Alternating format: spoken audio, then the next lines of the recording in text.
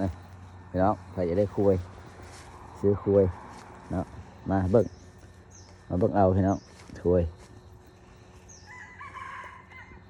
เทิกตัวนี้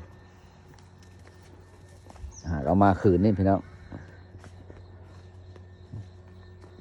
คุยแม่ตัวนี้คุยเทิกแม่นางพี่น้องตัวนี้เขาดีเพียงหู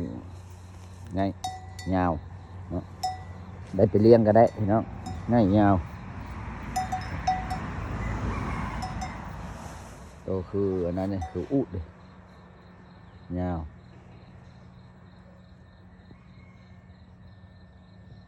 มาเบิ่งเอาพี่น้องใครอยากได้ใส่มาเนาะอยู่บ้านเต่าท่านเด้อพี่น้องเด้อเบอร์โทรพี่น้อง55455477พี่น้องมาเบิ่ง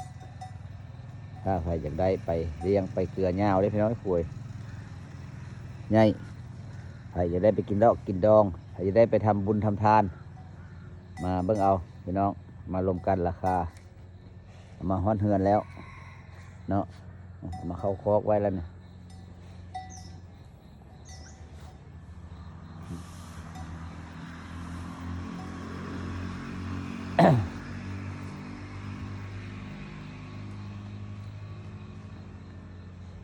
งามพี่น้องคุยแม่งามคุยทึกกะมาเบิ่งเอาพี่น้องมาเบิ่งเอาใครอยากได้อันนี้จะเอาลงไปทงแล้วพี่น้องเด้อมื้อนี้เด้อ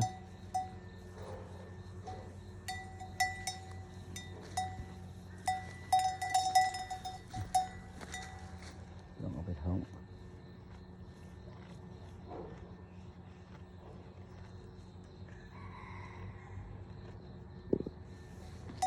คุยแม่กันบักไง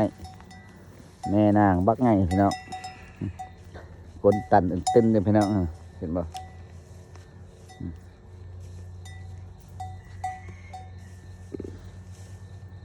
สูงยาวโคตรลวดอยู่พี่น้อง